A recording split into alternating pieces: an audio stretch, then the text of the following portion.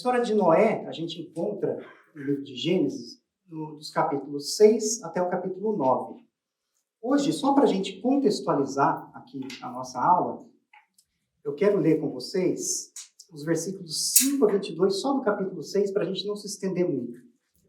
O Senhor observou quanto havia aumentado a perversidade dos seres humanos na terra e viu que todos os seus pensamentos e seus propósitos eram sempre inteiramente maus. E o Senhor se arrependeu de tê-los criado e colocado na terra. Isso lhe causou imensa tristeza. O Senhor disse: eliminarei da face da terra esta raça humana que criei. Sim, e também destruirei todos os seres vivos, as pessoas, os grandes animais, os animais que rastejam pelo chão e até as aves do céu. Arrependo-me de tê-los criado. Noé, porém, encontrou favor diante do Senhor. Este é o relato de Noé e sua família. Noé era um homem justo, a única pessoa íntegra naquele tempo, e andava em comunhão com Deus. Noé gerou 3 filhos, Sem, Cã e Jafé.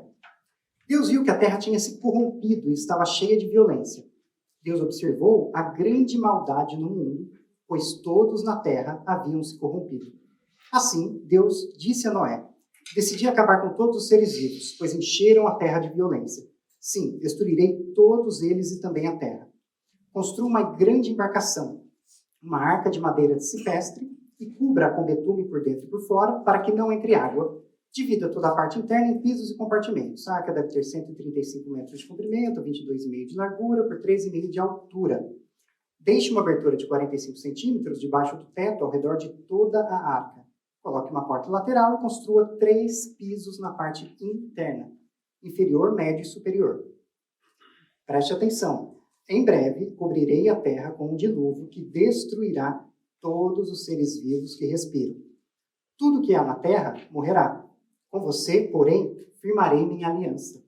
Portanto, entre na arca com sua mulher, seus filhos e as mulheres deles. Leve na arca com você um casal de cada espécie de animal selvagem e doméstico, um macho e uma fêmea, para mantê-los com vida. Um casal de cada espécie de ave, de cada espécie de animal e de cada espécie de animal que rasteja pelo chão, virá até você para que os mantenha com vida. Cuide bem para que haja alimento suficiente para sua família e para todos os animais. Noé fez tudo exatamente como Deus lhe havia ordenado. Toda vez que a gente chega nessa parte da Bíblia, da história de Noé, a gente precisa tomar uma decisão. História de Noé e do dilúvio. É histórica ou mitológica? Né? A nossa posição, a gente entende que Noé era um personagem histórico, um personagem real. Né? A história do dilúvio não é uma alegoria. Ela é também um fato. Uma metáfora, sim, que aponta para o futuro, mas principalmente para o efeito que a gente vai estudar aqui, um fato real.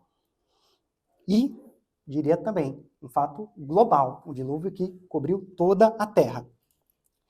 E por que é importante dizer isso? Porque toda vez que a gente vai estudar o texto bíblico, a gente precisa considerar a intenção desses autores. O que os autores, quando estão falando alguma coisa, estão querendo dizer para a gente? O texto não pode significar alguma coisa diferente para a gente do que era a intenção original do autor.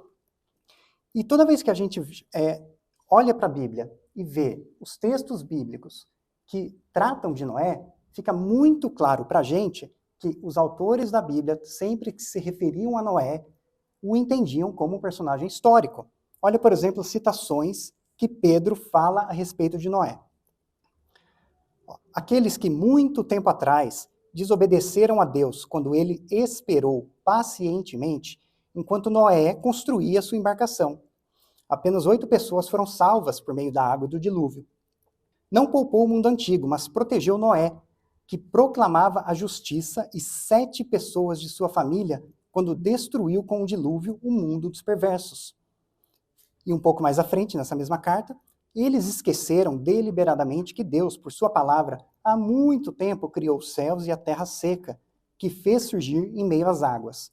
Depois, com água, destruiu todo o mundo antigo, no dilúvio. Também o escritor aos Hebreus, capítulo 11, aquele famoso texto que a gente conhece como os heróis da fé. Pela fé, Noé construiu uma grande embarcação para salvar sua família do dilúvio. Ele obedeceu a Deus, que o advertiu a respeito de coisas que nunca haviam acontecido. Pela fé, condenou o resto do mundo e recebeu a justiça que vem por meio da fé. Então, quando a gente olha para o texto bíblico, fica muito claro, ok, os autores que estão escrevendo sobre a orientação de Deus entendem Noé como um personagem real. Então, não há motivo para a gente interpretar isso de forma diferente. E eu coloquei aqui esse versículo de Mateus. Não coloquei o texto em si, porque a gente vai trabalhar ele um pouquinho mais para frente, mas esse é aquele texto que Jesus compara os dias da sua segunda vinda com os dias de Noé. Vocês se lembram desse texto? Assim como foi nos dias de Noé, que as pessoas, né, viviam a sua vida, assim também será nos dias do Filho do Homem. Né? Ou seja, ele está comparando a sua segunda vinda, que é um evento que a gente entende que é um evento real, que nosso rei vai voltar, com um fato real também. Né? Não faria sentido ele fazer uma comparação com uma alegoria. Da mesma forma que ele compara a sua ressurreição com os 3 dias que Jonas ficou no ventre do peixe e depois saiu. Né? 2 fatos reais. É muito interessante, né, Jesus fazer isso. Ele usar como exemplo da vida dele essas histórias que são fantásticas, né? São incríveis, né? Porque a gente está falando aqui de grandes milagres. É como se Jesus quisesse mostrar para a gente a historicidade desses textos. Tá certo? Mas não só isso. Quando a gente chega para falar também do dilúvio, né? É muito comum a gente lidar com questões como essa, né? Questões que os críticos geralmente colocam. Coloquei algumas aí. Tem muitas outras, né? Habilidade e os recursos para construir uma grande embarcação naquele tempo. Da onde veio, para onde foi toda a água do dilúvio. Né? E sobre os animais, o que tinha lá na arca? Tinha dinossauro? Não tinha? Que época que foi isso? Né? E como que foi possível preservar todos aqueles animais e a vida de 8 pessoas durante 1 ano dentro da arca? Né? Mas o que a gente pode refletir sobre isso? Né? O ceticismo que se levanta contra essa história, ela não é um ceticismo contra Noé e contra a história. Ele é um ceticismo, primeiramente, contra Deus. Por quê? Porque a história de Noé, ela é uma história que ela só é plausível num universo em que Deus existe. Por quê? Porque é uma intervenção de Deus. O dilúvio é um símbolo de juízo de Deus sobre o pecado. Se você tira Deus dessa história, realmente fica muito difícil acreditar na história do dilúvio. Mas, se a gente acredita no primeiro versículo da Bíblia, o que diz lá? No princípio criou Deus os céus e a terra. Quer dizer, uma criação do nada. Se ele criou a partir do nada, e eu creio nisso, eu não deveria, para ser coerente, ter dificuldade de acreditar que esse mesmo Deus Todo-Poderoso tem capacidade de fazer intervenções nesse sistema que ele criou. Tá certo? E também a gente precisa se lembrar, né? A gente leu um pedacinho ali de Gênesis, não lemos o texto todo, né? A gente tem mais informações em Gênesis 7, 8, mas eu destaquei algumas coisas. O texto sempre coloca o seguinte, ó, é Deus que fornece o projeto da arca, é Deus que leva os animais até Noé, é Deus que fecha a porta da arca. Interessante, né? Porque a arca é um símbolo de salvação. Então, Deus fechou a porta de salvação naquela geração. É Deus quem leva, né, traz as águas e depois dissipa as águas. É Ele que diz quando tem que entrar, quando tem que sair. Isso é um projeto de Deus. Né? A gente fala a arca de Noé, mas é a arca de Deus. Né? É o projeto de Deus para salvar aquela família. Mas a gente tem, apesar de toda essa dificuldade de se crer num dilúvio literal, a gente consegue observar alguns indícios de que ele pode realmente ter acontecido. Né? A gente consegue observar isso na natureza. Olha só aí algumas fotos que eu trouxe. Sabe o que são isso? Fósseis de animais marinhos. Sabe onde eles foram encontrados? Tem uma montanha aí, parece um lugar alto, né? No Monte Everest. Um pouquinho alto, né? Quer dizer, isso dá a ideia de que em algum momento do passado, da história, essa região já esteve submersa, né? Já esteve debaixo d'água. Até porque a gente tem nenhum grande lago perto do Everest. mais um detalhe, olha que interessante. Em 2014, a revista Science publicou um artigo que depois virou matéria ali da Veja, falando isso daí. Ó, a Terra pode ter um reservatório subterrâneo de água 3 vezes maior que os oceanos. Olha que interessante. Por quê? Quando a gente olha para o nosso planeta, né, 70% do planeta é coberto por água. O ponto mais fundo fica ali no Pacífico, tem 11 quilômetros de profundidade. Lembra daquela história recente dos bilionários que entraram no submarino para tentar chegar no Titanic? Ele era 4 quilômetros. Né? O ponto mais fundo conhecido do oceano, 11. A região onde essa reserva de água está alojada fica ali entre 410 e 660 quilômetros de profundidade. É muito fundo. E é justamente nessa mesma região, que aqui eles chamam, né, zona de transição, que é onde ficam as placas tectônicas do planeta. Olha que interessante, né? Porque no relato do dilúvio, Deus conta pra gente que a água não veio só do céu, né? Mas que romperam-se as fontes do grande abismo. A gente vai ler isso lá em Gênesis 7. Quer dizer, se a gente tinha tanta água, se a gente ainda tem tanta água reservada no fundo, e essa água se rompe, isso poderia ser até uma explicação para a teoria da deriva continental, né? De que os continentes agora eles estão se movendo porque essa placa foi rompida. Né? Alguma coisa só para a gente refletir. Outra coisa muito interessante sobre o dilúvio. Vocês sabiam que existem relatos do dilúvio, de uma grande inundação que já aconteceu na Terra em diversas outras civilizações? Já ouviram sobre isso? Qual que é a mais conhecida? Lembra a epopeia de Gilgamesh? Já ouviram? Dos Sumérios? Também é um relato, é considerado um poema que conta uma história, ainda assim, muito fantasiosa, uma briga de deuses, né, que vai resultar numa inundação da Terra. Ela é datada mais ou menos de 2000 a.C., muito antigo, é considerado até mais antigo que a história de Noé, né, porque o Gênesis ele vai ser composto por Moisés depois de 1400 só. Mas é muito interessante que, olha só, existem cerca de 270 narrativas do dilúvio em povos e culturas diferentes. Todas elas acontecem no início dessas civilizações. Elas possuem quase sempre os mesmos elementos em comum, que são o aviso de um dilúvio próximo, quer dizer, a coisa não acontece de repente, as pessoas são avisadas, a construção de um barco, o armazenamento dos animais, presença de uma família e a libertação de aves para determinar se o nível da água tinha baixado. E aí, né, eu sou um pouco curioso, eu fui dar uma procurada, né, dar uma lida nessas histórias. A maioria delas tem elementos fantásticos, deuses, monstros e tal. Mas algumas conseguiram conservar uma narrativa muito pura. E uma que eu queria destacar aqui rapidamente, para a gente não se alongar, é o relato do dilúvio da civilização tolteca. O tolteca, eles foram os ascendentes dos astecas, né? É uma civilização mesoamericana. Olha só o que diz, e olha como esse texto ele se assemelha muito com a descrição que a gente tem em Gênesis. Detalhe, né? Eles estão na América Central. Esse povo não teve contato com os escritos hebreus.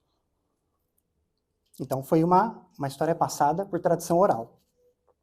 De acordo com a lenda, o primeiro mundo durou 1716 anos e foi destruído por uma grande inundação que cobriu até as mais altas montanhas. Aí, rapidinho, 1716 anos.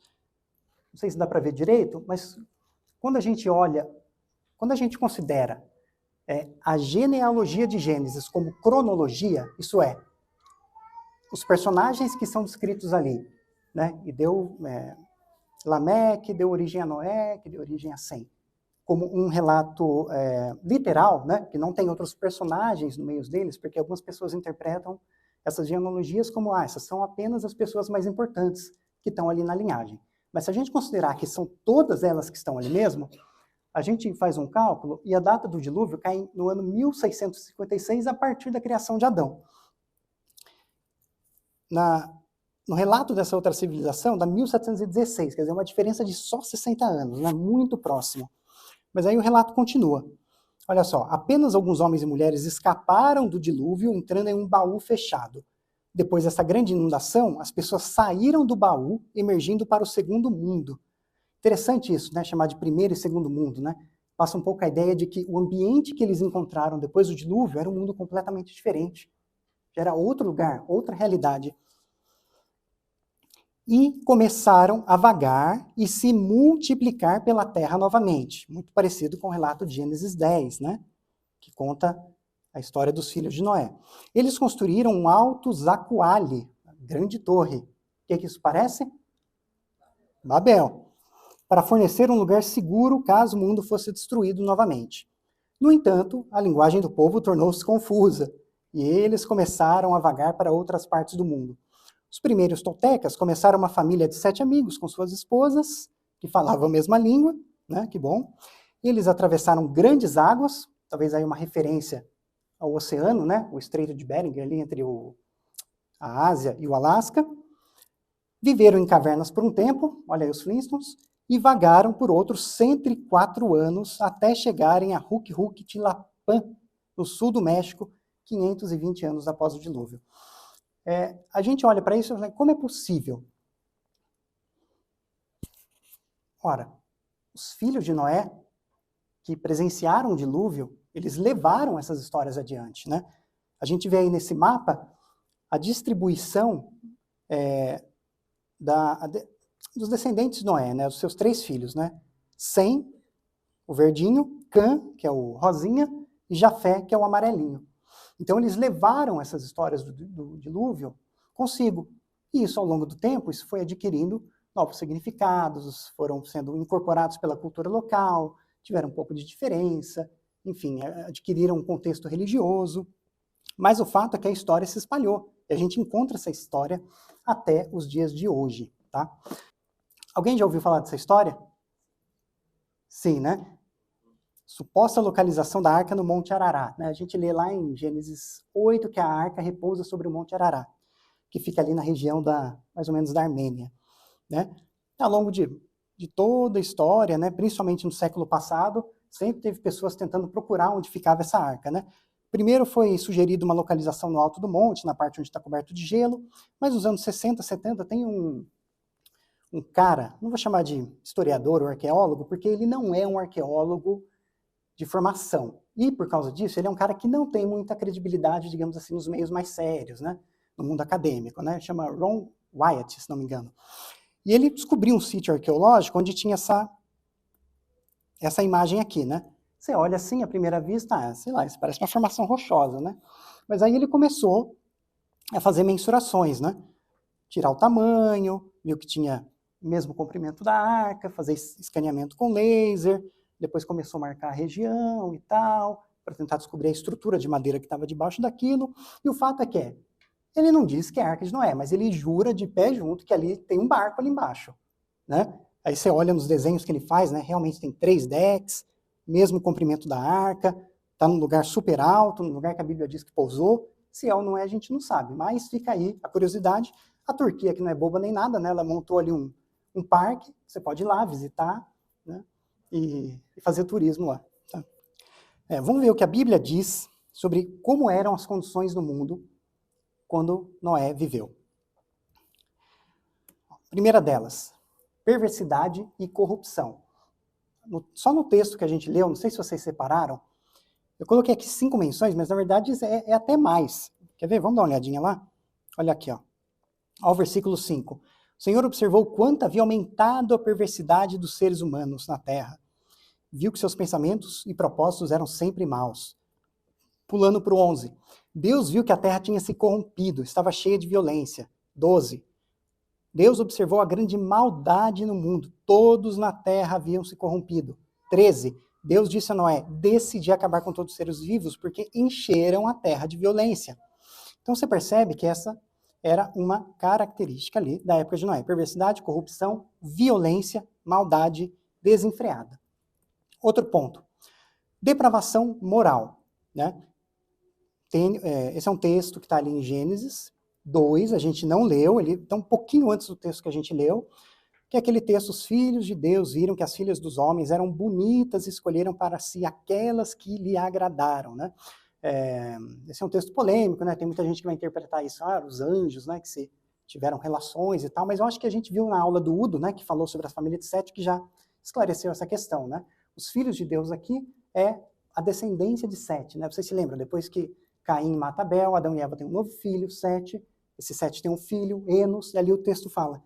E a partir de Enos começou-se a invocar o nome do Senhor. Quer dizer, o texto está dizendo que ali, aquela linhagem, começou a andar nos caminhos de Deus, ao contrário da linhagem do outro filho de Caim, que o texto, depois que Caim se afasta de Deus, né, que Deus coloca uma maldição sobre ele, o texto deixa lá. E saiu Caim da presença do Senhor. Então, o texto deixa para a gente ali, quer indicar para a gente que a gente tinha duas linhagens, uma dos justos, outra dos injustos. E aqui, chegou um momento que o pessoal, os justos, eles não conseguiram se manter no caminho. E parece que houve uma mistura, até por isso o texto vai dizer que todo mundo havia se corrompido. Desprezo pela família. Desprezo pelo modelo de família que Deus havia estabelecido, né? Um homem e uma mulher, numa relação monogâmica, debaixo da aliança do casamento. Lameque, esse Lameque aqui, não é o pai de Noé, mas é um Lameque que descende de Caim. O texto vai dizer ali que ele teve duas esposas. Quer dizer, algumas poucas gerações, acho que ele é a quarta geração depois de Caim, eles já não estavam seguindo os princípios de Deus. E uma outra característica da época era a alienação de Deus. E aqui, aquele texto de Mateus, que eu só tinha colocado a referência lá atrás, que eu gostaria de ler agora. Diz assim o texto, Mateus 24, versículos 37 a 39. Quando o Filho do Homem voltar, será como no tempo de Noé. Nos dias antes do dilúvio, o povo seguia sua rotina de banquetes, festas e casamentos. Até o dia em que Noé entrou na arca, não perceberam o que estava para acontecer, até que veio o dilúvio e levou todos. Assim será na vinda do Filho do Homem. Talvez aqui a maioria seja acostumado com aquela tradução que é mais conhecida, né? Que diz que os homens casavam-se, né? Comiam, bebiam, casavam-se e davam-se em casamento, né? Não que ela esteja errada, né? Mas às vezes, se a gente não prestar muita atenção, ela pode passar a ideia de que o problema ali daquela geração era o pessoal casava, se descasava, casava de novo, o que era o divórcio, era, né, relações muito promíscuas? Também, mas o cerne da questão aqui, que eu acho que fica bem claro com essa tradução, que é a da Nova Versão Transformadora, é esse daqui. O povo seguia sua rotina de banquetes, festas e casamentos. O que isso quer dizer? Que as pessoas viviam suas vidas de acordo com a sua própria agenda, né? Elas tinham se desviado de Deus de tal forma que elas viviam o que a gente chama hoje de um ateísmo prático, né? Ainda que reconheçam que Deus existe, a presença de Deus não afeta de forma nenhuma a sua vida prática, né? Elas viviam de si para si. E quando a gente olha para esses 4 elementos aqui que caracterizavam os dias de Noé: perversidade e corrupção, depravação moral, desprezo pela família, alienação de Deus. Eu pergunto, é diferente dos dias de hoje? Não é, né? Talvez seja um pouco menor em termos de gradação, né? Porque o texto diz que naquela época todos haviam se corrompido. Mas esse é o resultado natural do afastamento de Deus. E aí, né, tentando fazer aí uma reflexão sobre como a gente pode aplicar isso no contexto da família, né? É muito comum, às vezes, a gente, e absolutamente natural e legítimo, ouvir pessoas que, às vezes, ficam com certo receio de criar uma família, de gerar filhos, por causa das condições do mundo hoje, não é?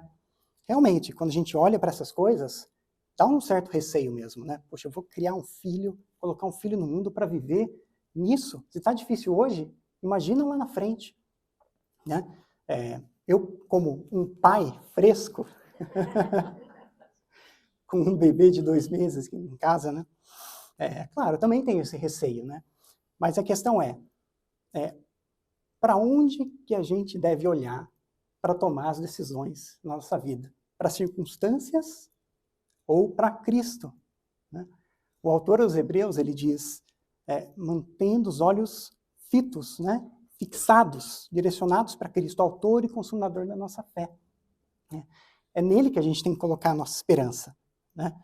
Porque essa situação, ela estava presente nos dias de Noé, está presente nos nossos dias, vai estar presente, talvez numa intensidade ainda maior nos dias de Jesus, como ele mesmo disse, né?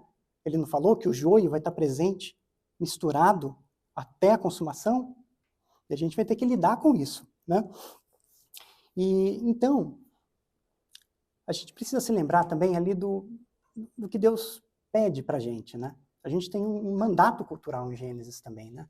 Quando Deus diz, cresçam, multipliquem-se. Isso não é uma coisa que era só para aquela época, né? Só para Adão e Eva, não tinha ninguém na Terra. Ó, gente, acelera aí, a gente precisa encher esse negócio. Não é isso é para a gente também.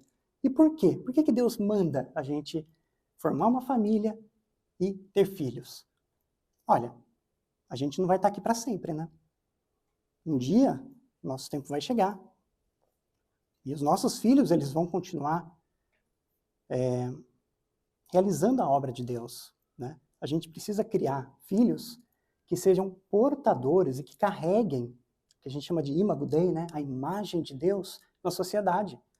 Porque se nós, que conhecemos a Deus, que temos a condição, o privilégio de criar filhos que conhecem o Senhor, que conhecem esse Deus maravilhoso que nos criou, se nós não fizermos isso, então quem fará, né?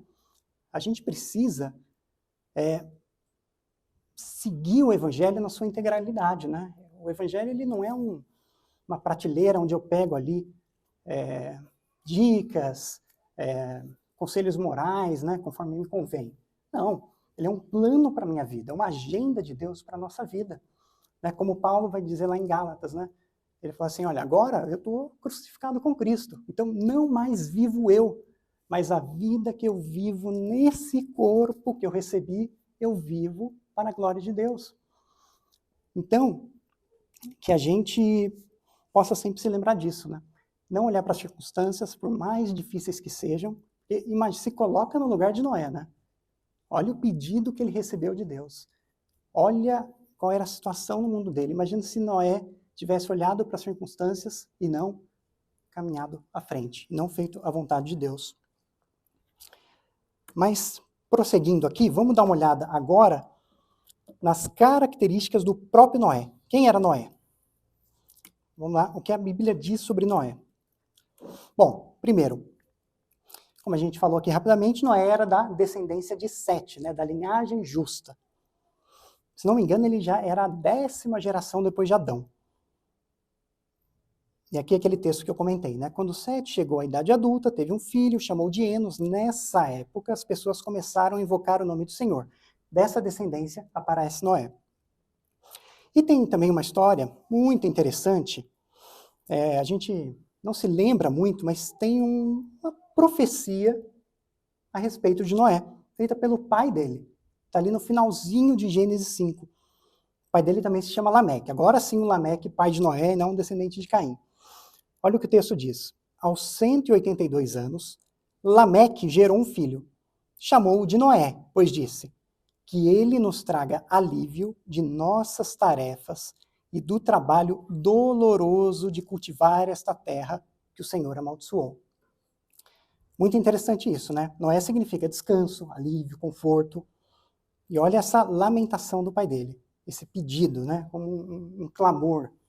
Né? Que ele nos livre desse trabalho doloroso de cultivar a terra que o Senhor amaldiçoou. Guardem isso na cabeça, que a gente vai pegar esse texto e vai revisitar ele lá na frente, tá? Mas o que mais que a Bíblia diz sobre Noé? Bom, fala que Noé era justo e a única pessoa íntegra do seu tempo. Tem algumas traduções da Bíblia, principalmente no inglês, que você vai ver lá, Noé era perfeito, né? Blameless, inculpável. Né? Naturalmente, o texto não está querendo dizer que Noé não tinha pecado, né? Ali está usando ali o que a gente pode chamar talvez de uma hipérbole, né? Um exagero proposital, para destacar essa retidão e como Noé era íntegro diante de Deus. E essa retidão é até interessante, ela ganha destaque no texto de Ezequiel 14. Não sei se vocês se lembram, mas tem uma ocasião ali que Deus está falando por meio do profeta Ezequiel que ele vai trazer juízo sobre o seu povo por causa dos pecados dele.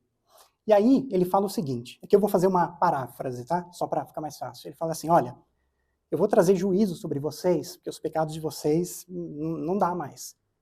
E eu vou dizer mais, ainda que Noé, Jó e Daniel estivessem aí no meio de vocês, ainda assim, a justiça desses três não seriam suficientes para cobrir essa multidão de pecados de vocês. Só os três salvariam. O que ele quer dizer? Ele está reforçando o quanto Noé era um homem reto, íntegro.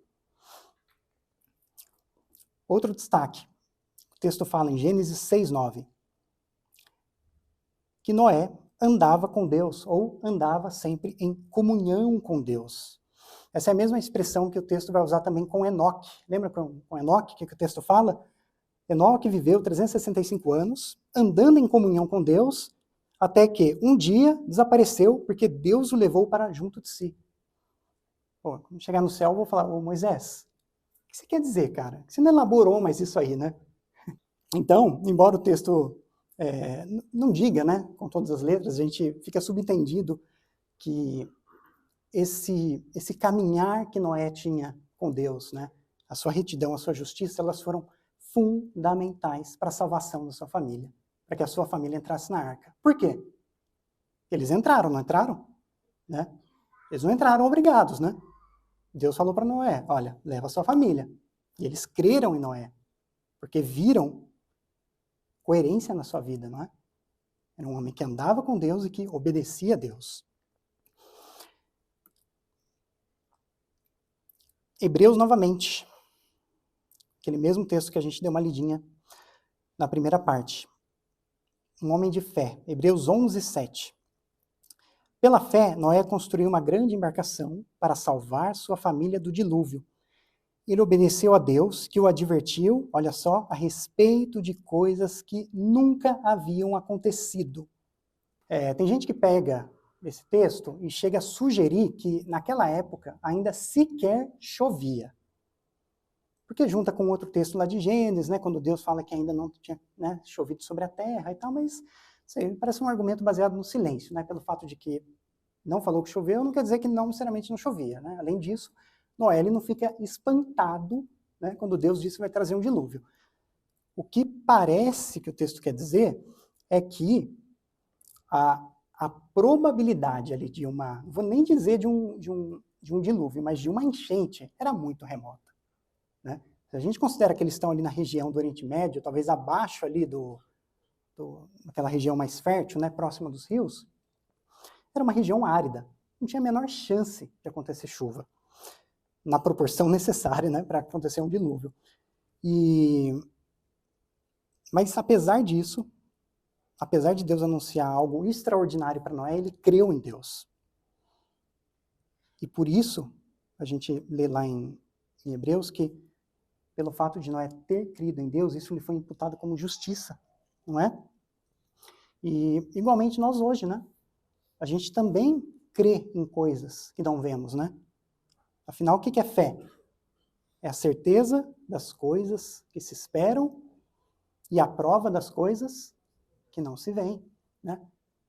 Eu não vejo Deus, eu não vejo Cristo assentado à direita de Deus, eu não vejo o céu, mas eu creio em todas essas coisas. Por quê? Porque eu confio no caráter do meu Criador. Eu conheço o meu Deus, eu leio a respeito dele nas Escrituras. Quando eu vejo toda a forma como ele se revelou ao longo da história, e eu consigo pegar essas características, atributos nele, eu descubro que ele é verdadeiro, que ele é imutável, que ele é bom, que ele me ama, que ele se preocupa comigo. Isso é o que dá lastro à minha fé, à minha confiança. Então, assim como Noé, nós podemos confiar em Deus, de que ele tem o melhor caminho para nós. E Noé também era obediente. Em Gênesis 6:22, que foi um texto que a gente leu, mas também ali em 7:5, a Bíblia destaca o seguinte: Noé fez tudo exatamente como Deus lhe havia ordenado. Quer dizer, Noé foi obediente sem questionar Deus. Né? É muito interessante, né? A gente para pensar. Noé ouviu uma vez e obedeceu por 100 anos. Né? Quem dera a gente pudesse fazer o mesmo. Né? essa data de 100 anos é baseada ali pelo fato de, quando o texto diz que ele tem os filhos, que ele tinha 500 anos, né? E depois, quando ele entra na arca, ele já está com 600, ele está com 501, aliás, 600 anos, né? De 500 para 600. Então, um trabalho que pode ter durado até 100 anos. E Noé instruiu sua família, né? Ele não apenas foi obediente, mas como compartilhou esse plano que Deus tinha com ele e com a sua família. O texto diz lá, né? Deus fez uma aliança com Noé. E a aliança de Deus envolve a nossa família. Por isso que a gente precisa compartilhar ali os planos de Deus com a nossa família. E o que a gente pode extrair desses textos que falam a respeito de Noé e do dilúvio? Primeiro, ande com Deus, ainda que as pessoas estejam fugindo dele. A história de Noé é um caso em que a maioria estava errada e a minoria estava certa, né? No caso aqui, a minoria era um único homem. Então, que o efeito manada, né, de ir atrás do que a maioria está dizendo, nem sempre é seguro. Então, que a gente possa aprender a não abrir mão dos valores de Deus, no meio dessa sociedade que caminha contra Deus, assim como Noé. É muito comum a gente ler, né, Noé, enquanto estava se construindo a arca, ele era muito ridicularizado. Talvez, né, a gente não sabe ao certo, mas é possível, né? É muito interessante, né, o Marcos Soares, que é o autor do livro onde a gente está baseando o nosso estudo, ele comenta o seguinte, né, Noé pregava pregos enquanto pregava justiça, não é?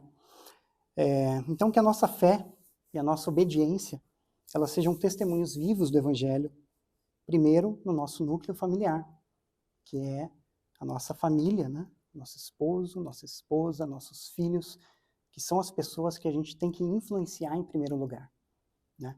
Para que, assim como Noé conseguiu fazer com a família dele, a gente vivendo uma vida reta, íntegra, a gente consiga influenciar também os nossos filhos e os nossos parentes mais próximos.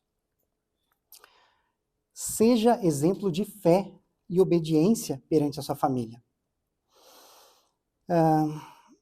Imagina a cena, né? Desculpa. Noé recebe o projeto de Deus, aí ele tem que chegar, né, para sua família. Olha, senhora Noé, meus filhinhos aqui, Sem, Cã, Jafé, seguinte, recebi um projeto de Deus. O Deus a quem servimos, o Deus dos nossos pais apareceu para mim, disse para a gente fazer isso, aquilo. E através desse viver santo, reto, justo, íntegro de Noé, o caminhar diário, a sua vida de comunhão com Deus e a sua obediência plena, a gente viu que o resultado disso foi a salvação da família dele. O que a gente tira disso, né? Que a nossa fé, ela não pode ficar só no campo intelectual, né? Como diz Tiago, né? Sejam praticantes, né? Não apenas ouvintes. Isso tem que ter um desdobramento, né? A gente ouve, entende, absorve, e aí, o que eu faço com isso? A minha fé tem que resultar em obras. Não para ser salvo, mas como gratidão por já ter sido salvo. Né? É um cristianismo integral. E continue crendo e aguardando as promessas de Deus, mesmo que elas demorem para se cumprir. Gente, a promessa de Deus na vida de Noé demorou 100 anos para acontecer. Quando a gente olha para todo o contexto, né, a gente vê, bom, a arca é um símbolo de salvação. O dilúvio foi um símbolo de juízo para aquela geração. Né? E, como a gente disse anteriormente, esses episódios eles foram fatos reais, mas eles também são uma metáfora para a gente. Eles apontam para o futuro. Não é? Eles apontam para Cristo. Por quê? A promessa de Deus ela vai se cumprir. Jesus não prometeu que voltaria, né? Ele não compara a sua volta com os dias de Noé. E no que está alicerçado isso? Que um dia Deus vai trazer a juízo todo o mal. Assim como ele fez na geração de Noé, um dia ele vai, no final da história, o nosso rei vai voltar para dar fim à história. Vocês se lembram lá daquele momento lá que a gente leu sobre o pai de Noé, Lameque? Olha só que interessante, né? A gente vai ler lá em Gênesis 8 que a arca, ela, depois de um ano, né, boiando sobre as águas, quando as águas abaixam, ela finalmente repousa sobre o Monte Ararat. E o texto vai trazer ali uma informação bem interessante, que ela repousa na terra exatamente no 17º dia de Abib. O que é o mês de Abib, né, no calendário judaico? É ali um período que cai mais ou menos entre março e abril. É o período da Páscoa. Sabe o que aconteceu no 17º dia de Abib, séculos depois? A ressurreição de Cristo. Também foi no 17º dia de Abib que o povo cruzou o Mar Vermelho a seco. Curioso, né? E tem mais uma coisa. Monte Ararat. Sabe o que significa Monte Ararat? Ou só Ararat, no hebraico? Olha, segundo tudo que eu pesquisei, as consultas que eu fiz, a melhor tradução é a maldição é invertida. Muito interessante isso, não é? Quando a gente lembra agora da profecia de Lameque, que ele nos traga descanso desse trabalho doloroso de cultivar a terra que o Senhor amaldiçoou. Então a arca, que é um símbolo da salvação, repousa nesse monte, que significa a maldição é invertida, que é o mesmo dia que nosso Senhor depois é ressuscitado. Deus atendeu, né, o lamento de Lameque. Muito interessante isso. E então, gente, que o Senhor nos abençoe, que Ele nos ajude no cuidado, no pastoreio das nossas famílias, que a gente possa aprender como Noé, a ser íntegro, a ser justo, a ter intimidade com Deus, a ter um caminhar que seja agradável a Deus, para que, da mesma forma que Ele, a gente possa também trazer salvação à nossa casa, né? As famílias, as pessoas que a gente mais ama, né? E que elas possam estar presentes diante de Deus no dia da sua vinda.